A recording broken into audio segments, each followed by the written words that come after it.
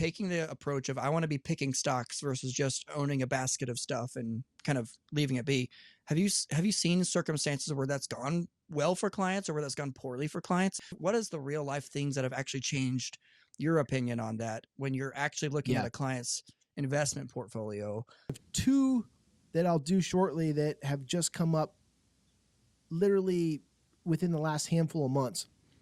I signed a new client. Sure. She's adverse to volatility, and she's saying things like, if I just got, 5%, I'd be happy. So what do? They're buying her individual bonds and preferred stocks. Inside of that portfolio, when I brought it over to start analyzing it, there was more than one that was down over 50% from her original purchase. Sure.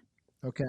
So she's getting a dividend and happy about that, but the actual value of the position's down more than 50%. This is in a time when the market's going up. Yeah. She had preferred stock in First Republic Bank. The coupon was 4.25%, so she was getting 4.25%. Everybody was super thrilled about that. Since that time, that bank went bankrupt, and her position is worth $0. Yep, seen that happen. She lost, not counting the opportunity cost of what she should have been earning in a different investment. Just her actual investment in that alone was almost $20,000, which to her, I think to anybody, but to her for sure, it's a lot of money. She's never going to get it back. And that was not her coming to an advisor saying, I want to strike it big. I want to take chances. She's saying, I cannot risk to see this thing go down. I just want some interest. And it literally goes to zero. This is what happens. Yep.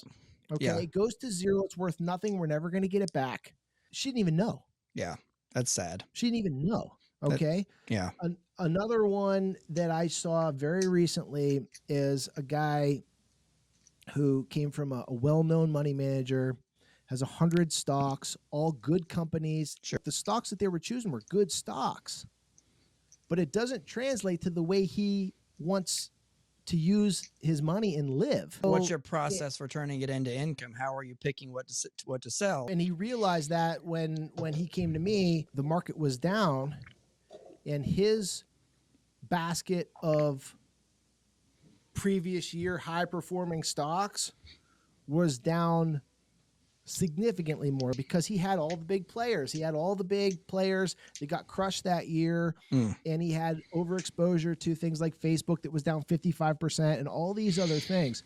And I just said, like, here's a great example of we can get away with it now at 57, but at 62, here's what the actual financial impact would be on this, because we're withdrawing from that portfolio and there's a huge impact there. So I said, look at how unsexy this portfolio is for my sample client here that I'm showing you. Look at how not impressive this is. Yeah. And I beat you by 17% this year. And on $1.5 million, guess what? That's a lot of money. There's got to be something to be said for simplicity. You know, so much of why our clients hire us, or at least why mine hire me, is they want their life to be easier. They want their life to be simpler.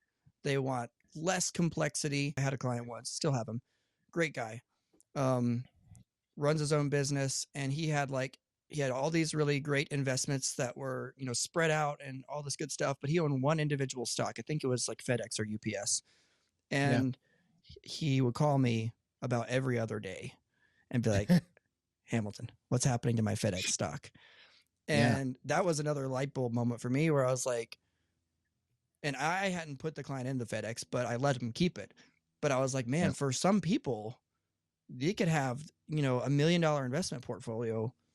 All they're going to look at is the one or two things of these companies that they know, that they see when they're driving around. And that's going to introduce a lot of anxiety and a lot of like decision paralysis that doesn't need to be there. You know, we could still own some UPS, but in some kind of another fund that has that and other things in it too. Yeah. And so I talked to the client about this, and he agreed that he probably was not needing to continue holding that by itself. And I can tell you, like, his anxiety around his investments has gone down significantly. Yeah. And that's not just like, you know, we tell these stories, like, that's not a crazy client story. Financial advisors do this too. We approach investment decisions and we're bringing our own bias to the table, whether or not we want to. Yeah. So I don't have like a hard and fast rule that says clients can't own individual stocks. I'll talk about some cases where we might actually do that here in a minute, but Yeah. I've seen so many times where people will have a stock, like you said, that goes down like 50 or 60 or 70% while the market's going up by 20. And they're Yeah. going like, well, Hamilton, that's a long-term investment. And I'm like, well, how long does it need to be? How Like, what are we long? waiting for? And Like, what information do you have that that's going to come to fruition? yeah, exactly. Well, eventually the U.S. will federally legalize marijuana, and then my Tilray Right. stock will bounce back. And I'm like, Yeah. well, maybe it will, maybe it won't. But what's the cost of you waiting? Yeah. And what I tend to see happen is, especially when you're hyper focused on investments, the will isn't done, or the Yeah. trust isn't funded, or there's no tax strategy.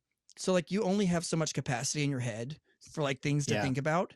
And if you're Yeah. hyper focused on your investment strategy to where you're really involved with stock selection, I guarantee Yeah. you, unless you're really, really, really good at delegating, something's not getting done that needs to be done.